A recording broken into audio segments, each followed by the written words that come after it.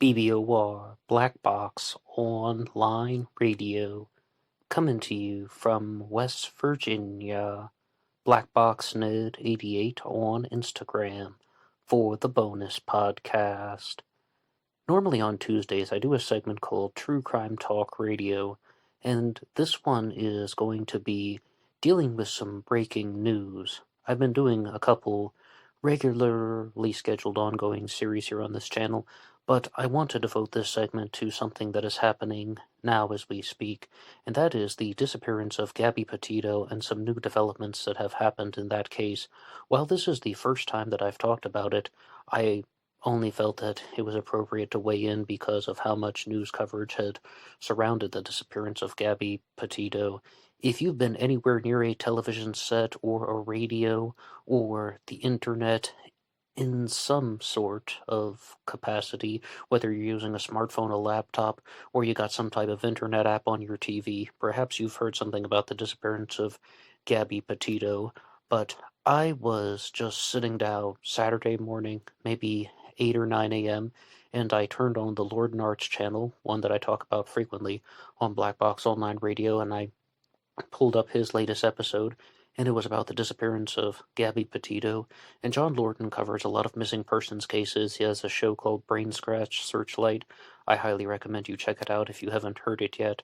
And then I was thinking about the case, as I do, just kind of mulling things over, and then I saw later that day that the local news here in West Virginia was talking about the disappearance of Gabby Petito, and then NBC4 started talking about it later on at night, and all across the media sphere, whether it's on TV or on the internet, numerous places have been covering this story. But I'll give just a very quick introduction. This is what Google has written out as a nutshell version of the disappearance of Gabby Petito. Gabby Petito is a 22-year-old American woman from Suffolk County, New York, who was reported missing on September 11, 2021, while traveling across the United States with her fiancé. Her family lost contact with her in late August when she was in Grand Teton National Park in Wyoming. Gabby's birth date is March 19, 1999, and she is 5 feet 5 inches tall. And yes, they're still referring to her as a living person, but I was listening to a program this morning while I was out driving, and it was actually the Tate LaBianca radio program hosted by Brian Davis, and he said, I expect that you have probably heard something about the disappearance of Gabby Petito and her fiancé, who was just listed there, but they have discovered remains in Wyoming, which they believe belong to Gabby Petito, and I've pulled up several news sources. I'm going to break one of the rules here on Black Box Online Radio, and mention CNN in regards to true crime, but even CNN put out something about how the human remains that have been discovered in Wyoming are most likely Gabby Petito's, even though they are going through the autopsy now as we speak. And I want to stress that this is an ongoing story.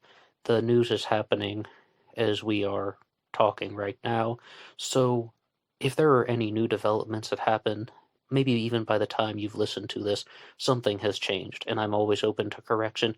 And if there are any updates that are going on after the time of this recording, please feel free to put them down in the comments section down below. Now, because so many news outlets had been talking about this, there was a post on Twitter from Lionel Nation, which is a YouTube channel. It's hosted by Lionel, but Lionel Nation is the name of his YouTube channel. And he asked the question, there are so many missing persons cases in the country. Why is everybody covering the story of Gabby Petito? And I think I can answer that. There are two big reasons for this. The first is that there is something that people can interpret, and that is the actions of her fiancé, whose name is Brian Laundrie. Because Gabby and Brian were on a type of road trip, if you will. They were actually living out of the van. They were doing van life. And the movie Nomadland came out recently, starring Frances McDormand. It was directed by Chloe Zhao. It won a bunch of Oscars. It really romanticized the concept of van life. It's becoming more and more popular. No, I'm fully aware that Gabby was aware of van life before that movie came out last year, but that was just another contemporary reference. So, Gabby and her fiance Brian were in Wyoming together, even though Gabby's family lived in Florida. Something happened. Some type of altercation happened, or for some reason, Brian left Gabby and he drove their van from Wyoming to Florida without her. And that, I think, is one of the reasons why so many news outlets are covering the story, because people want to interpret that message. People are giving their gut instinct responses to that. And by people, I mean the audience, the viewers, the listeners. They're saying, now, why on earth would somebody do that? Just leave his fiancée in, well, who knows where? She is still a missing person at the time of this recording. Like I said, they found human remains in Wyoming, which they believe to be hers, but they're doing the autopsy, I guess, today. And then the results might even be posted by the time you're listening to this recording. And then there will be a determination one way or another. And people are sharing their own experiences about what would possess somebody to make a decision like that. And when I was watching that very first video that I saw about the disappearance of Gabby Petito, it was, as I said, from the Lord and Arts channel, and he played a clip from Gabby Petito's father, and he was like, why is this legal? I mean, no matter what happened to Gabby, why is it legal for somebody to abandon someone like that? And the reason that her father brought that up was because Brian Laundrie was driving the van, right, from Wyoming to Florida without his fiancée, but the van was her property. And the father saying, why is it legal for him to take her vehicle, her property, across multiple state lines when they don't even know if he had consent to do that, and drive it into Florida without her? I mean, wouldn't that be unauthorized use of something, or reckless endangerment of something? It would really depend on the last point in which Gabby was seen. And then Brian Laundrie, he has been doing some questionable things. At first he was just in hiding. Then I heard recently in a news story that he had disappeared and he had run off into a nature preserve. I'm really waiting to find out the results more, if they have found Gabby Petito or not. But I would like to jump over to a news article from news.com.australia, and let's see what they have to say about the disappearance of Gabby Petito. Police have found a body in their desperate search for missing woman Gabby Petito. Ms. Petito, age 22, was road tripping across the country with her 23-year-old boyfriend, Brian Laundrie, when she stopped contacting her family late last month. And I said there were two reasons why I believe that this story has generated so much of an interest in the media. The first was, as I said, it has that very strong interpretive clue. There's that bizarre behavior from Brian. The second is because Brian and Gabby had a YouTube channel, and they actually had an enormous amount of views before the case was heavily publicized. I mean, I was looking at things in the hundreds of thousands on their YouTube channel. They have at least one video that has probably had 2 million at the time that I'm recording this. Maybe it even has more. I don't have the counter in front of me. The last time I saw it had 1.7 million, but a lot of those views had come in recently.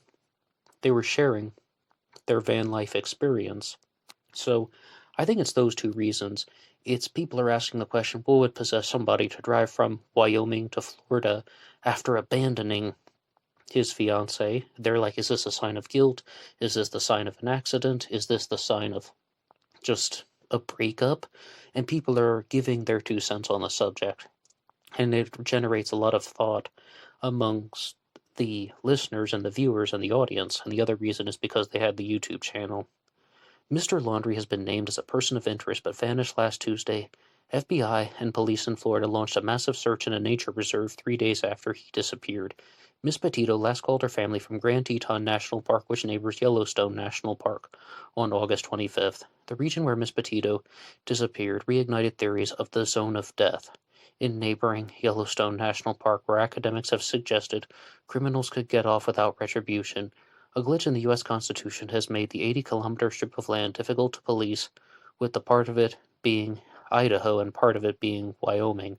A 2005 academic paper titled The Perfect Crime by Michigan State law professor Brian Colt said, "There is a 50-square-mile swath of Idaho in which one might be able to commit felonies with impunity." Professor Colt called for Congress to redraw the state's judicial boundaries and put Idaho's section of Yellowstone into the District of Idaho. I mean, that's all some stuff that I just completely do not understand, but just because I don't want to leave it as an unfinished thought, it says, "The Sixth Amendment in the U.S. Constitution requires criminal prosecution to be heard by a jury from the state and district where it was committed." So, as you see, that's something about district lines and so on. Now, did Brian Laundrie have any type of awareness of that? Well, I mean, I'm not going to attempt to answer that right now. I would really hope that this was not a case of absolute cold-blooded murder to that proportion when someone knew about this zone of death where they could commit a crime and get away with it. From what we have been introduced to them is that they had a YouTube channel, they were doing the van life thing, and they were also dealing with an enormous amount of stress, domestic disputes. The police were called in Utah, and what was mentioned on the Tate LaBianca program, as I said, hosted by Brian Davis, is that the thing that he remembered is with his limited exposure, he said, now it seemed like Brian had called the police on Gabby in the past, and if you are listening to this recording in the far off corner of YouTube, perhaps you already know that story even better than I do, and I believe the 911 call has been put out. I just saw that it had been posted in an article that 911 call had been released, but there was something that was also catching my interest, and that is something that I'll read here from news.com.australia. The last text message from Gabby Petito's phone was warning her family she wouldn't have phone service in Yosemite. 2 days later, Mrs. Laundrie's van was found in Florida. Oh, her and Mrs. Laundrie's van, it says. Reports have surfaced since that Mr. Laundrie could be in Mabry-Carlton Reserve, a massive 25,000-acre wildlife habitat in Florida. So, I saw in one article, just like looking at the headline quickly, that the family of Gabby Petito believes that that text message was not actually her. That was actually one from Newsweek.com, and I'll pull that up now. That whole thing about she's going into Yosemite and she won't have cell service.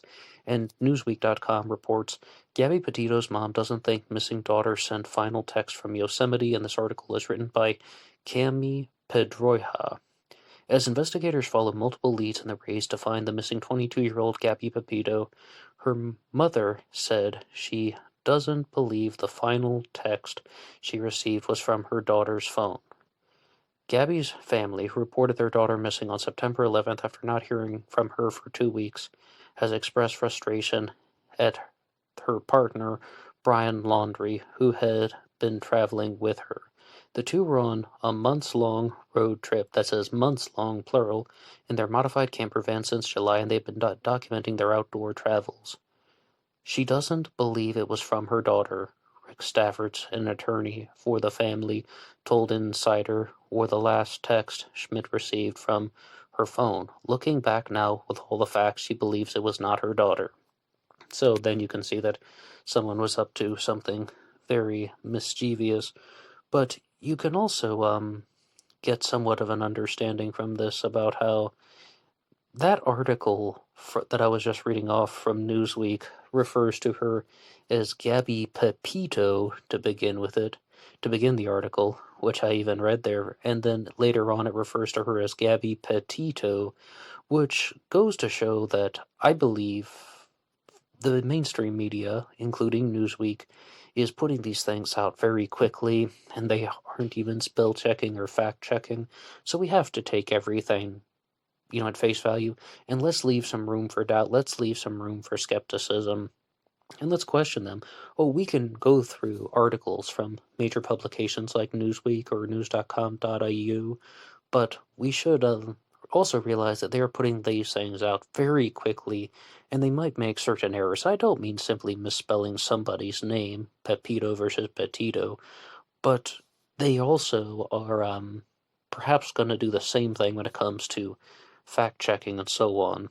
So I would like to move over to a smaller publication. This is from Fox 26 Houston that says Gabby Petito case, timeline of the 22-year-old woman's disappearance. Gabrielle Petito was 22 years old and went on a cross-country trip in her converted camper van with her boyfriend over the summer, but she didn't return home. Northport, Florida. Gabby Petito, a woman who vanished after going on a cross-country road trip with her boyfriend in a converted camper van, became the subject of a nationwide search after she didn't return home. Authorities later discovered a body in northern Wyoming believed to be Petito. Okay, at the time of this recording, it has not been officially announced that that was Gabby. Maybe by the time that this is published on YouTube, there will be a definitive answer. But as of now, that is just the story that people are going with. That is the line in all of the news coverage, whether it's CNN, Newsweek, or Fox 26 Houston. They're just saying they found a body in northern Wyoming that they believe to be Gabby, but it hasn't been officially confirmed. Gabby Petito had last been in contact with her family in late August when she and Brian were visiting Grand Teton National Park in Wyoming. Their social media posts documenting the trip abruptly stopped, and Laundrie returned to the Florida home in the van, alone, according to investigators. Laundrie, who has not cooperated with the police, is now considered a person of interest in the case and hasn't been seen since September 14th. At the time of that Lord Nards video, the first one that I saw about the case, absolutely every source that was pulled up during that discussion said that he wasn't viewed as a suspect, person of interest. She was treated as a missing person. She was just treated as someone who had been missing. They're like, they can't file any charges against him. They can't accuse him of anything because, as we've said in this recording, he left from Wyoming and he drove the van back to Florida. But other than that, he didn't confess to anything. And, Gabby is an adult. She is not a minor. So that wouldn't be like abandoning a child. And if they don't know what happened to Gabby, how could they charge him with any crimes? How could they list him as a suspect in any crimes? But we might get those answers very soon. Now, here's the timeline of Gabby Petito's disappearance. June to July 2021, the couple embarks on their cross-country trip driving from Florida to New York and later to the West Coast and the Western National Parks.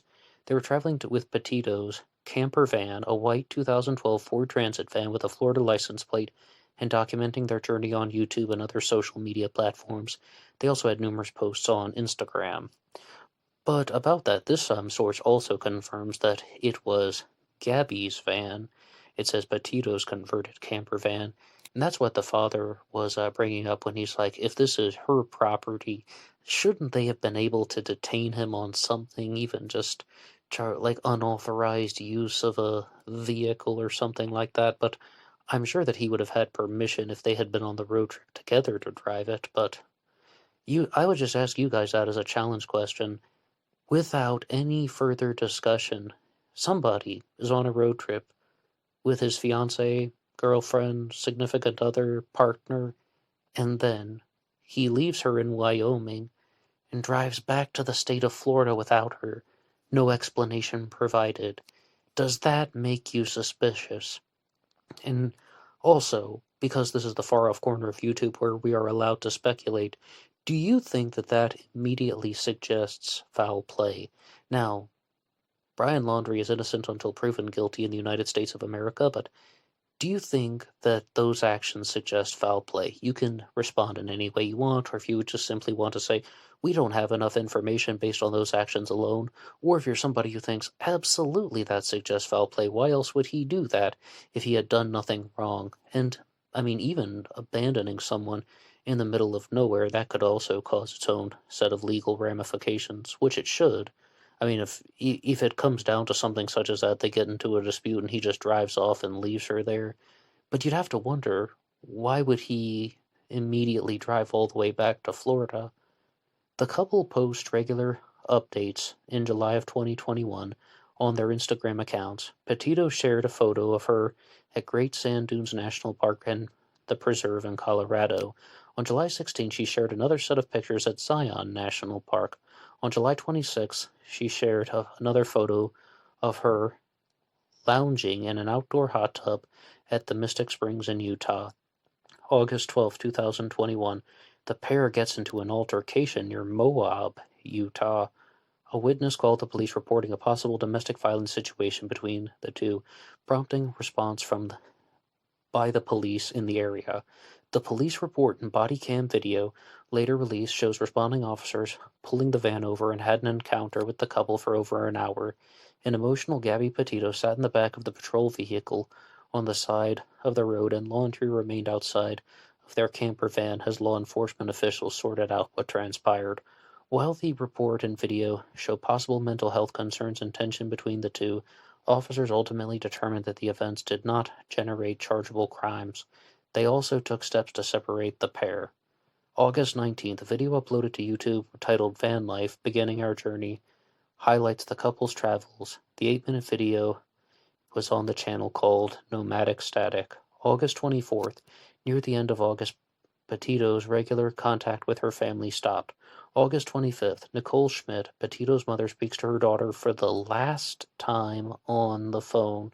September 1st, Laundry returns home alone to Northport, Florida with the van. He returns to where he lived with Petito and his parents. I mean, living with both of them together, doesn't that suggest that there was some type of closeness between Gabby and whomever Brian was living with? I mean, that definitely doesn't suggest that they were absolutely, strangers, or this seems like a sense of openness as well. But I also just want to I want to reinforce that point before I go to another source, that these people who are behind any of the mainstream coverage, and even though we're trying to rely on them because I'm not a first-hand connection to the story, let's always be somewhat skeptical or doubtful. And if you guys have anything that you would like to correct, the story's been widely covered. I'm sure there's something that you would like to say. And if there's anything that you can correct from this episode, please feel free to do so. This one is from the New York Post, and it was written by, simply just says, staff. Follow the New York Post updates on Gabby Petito. The Utah police released a chilling body cam footage video of Gabby Petito and her boyfriend in a domestic incident call. A series of haunting songs appeared on Gabby Petito's Spotify before going missing. A series of songs about heartache and love appeared on missing Long Island native Gabby Petito's, actually this one says Pepito's Spotify account. Once again, people are spelling her name in different ways, and I think that they are moving a little bit quickly. A day after her mother last heard from her, your woman is your angel, is your left side, is your whole life, easily the most beautiful thing in the world. Matt Berry's Woman begins. Now, John Lorden, from that first video that I talked about, made a comment about how there was this Matt Berry song on her Spotify. I have absolutely no idea who that is, but John Lorden simply said that he's also an actor in addition to being a musician, and he thought that it was absolutely abnormal for a person of Gabby Petito's demographic to be listening to that song. I mean, people have peculiar taste in music, sure, but he thought that that was someone else using her device. Going over to LatinTimes.com. Actually, before we do that, can I just weigh in on that New York Post article? This comes up very frequently. This comes up in a lot of things, whether you're watching Dateline, 48 Hours, Forensic Files. They try to point to people making peculiar Google searches, or listening to peculiar movies, or listening to something like a podcast, or reading a book, or watching a film that deals with some type of morbid subject. Like somebody is heavily involved in maybe a horror film where someone dies, or crime dramas, and then they end up passing away in a similar way. This happens all the time, but we cannot jump to conclusions about that. I mean, it's really more like the Dateline 48-hour style of broadcasting as opposed to Forensic Files. I take that back in some way, that puts out those type of theories. But the whole point is that we shouldn't really rush to judgment about having certain songs on the Spotify So Says Me. Okay, FBI executes search warrant at the home of Gabby Petito's fiancé, Brian Laundrie. The FBI executed a search warrant at the Florida home of Gabby Petito's fiancé, Brian Laundrie, on Monday, September 20th. Agents escorted Laundrie's parents out of the house and placed them in an unmarked vehicle while their home was searched. The FBI is executing a court-authorized search warrant at the Laundrie residence in Northport, Florida, relevant to Gabrielle Petito's investigation. No further details could be provided at the time, and I started out by going to the Latin Times. This one was actually from iHeart.com by Bill Galluccio. FBI executes search warrant at the home of Gabby Petito's fiancé, just citing the source. And in conclusion, I would just like to leave you guys with the message that Brian Laundrie's behavior doesn't only sound suspicious, it sounds horribly suspicious. He's in Wyoming with Gabby, drives from Wyoming to Florida in her van, and she just stops responding. Now, that does not immediately make him a murderer. I know some people are going to instantly say the only reason he would have driven from Wyoming to Florida is because he killed her. There could be all sorts of possibilities that could have happened. Anything from accidental death to somebody panicking to some type of revenge dispute going on. I mean, I can't even begin to speculate, and I speculate all day long here on this channel. But I think that the amount of media and news coverage will definitely bring us answers and justice sooner than later. I think that the amount of media coverage will definitely help Gabby's case to a certain extent. I don't think that this one that people are going to forget in the next coming days. And I'm really just wondering what's going to happen to Brian Laundrie. At the time of this recording, I last heard that he was thought to have been in that nature reserve in Florida, 25,000 acres. I mean, that's going to be very difficult to locate him if that is the case. But what do you think happened to Gabby Petito? And what do you think the actions of her ex-boyfriend, ex-fiancé Brian Laundrie suggest? Does that immediately suggest foul play? Or do you think that something else could have happened, like there was some type of accident because of a domestic dispute, and he got really scared and he fled the state of Wyoming?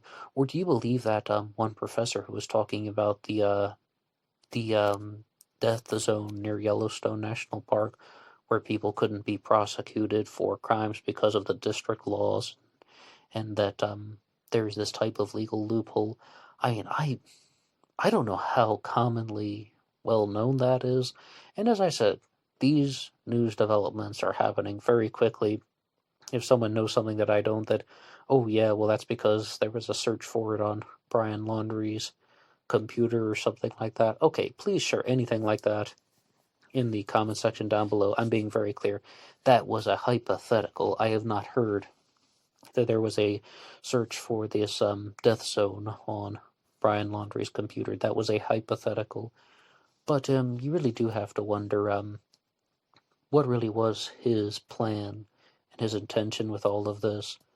And do you believe that that final text saying that they weren't going to have cell reception near Yosemite was actually Gabby? Or do you agree with her mother that that was not her, and that was someone impersonating her, maybe because some other incident happened, or maybe that was indeed her? I mean, it really is too difficult to say based on all of those circumstances. But in conclusion, I didn't want to begin the episode doing the usual promotions that I do. So I would just like to remind you guys that this episode, as well as other episodes, will be available for free downloads at LaunchPad 1. There's a link to that in the description box. Some other links as well, but I don't even want to talk about any type of other promotions other than you can download the show for free. If you want to download the video version, you can use YouTube Premium. And that's where I'm going to have to end it. So, thank you for listening to this episode. Let's hope they find Gabby soon and get some more answers. Until next time.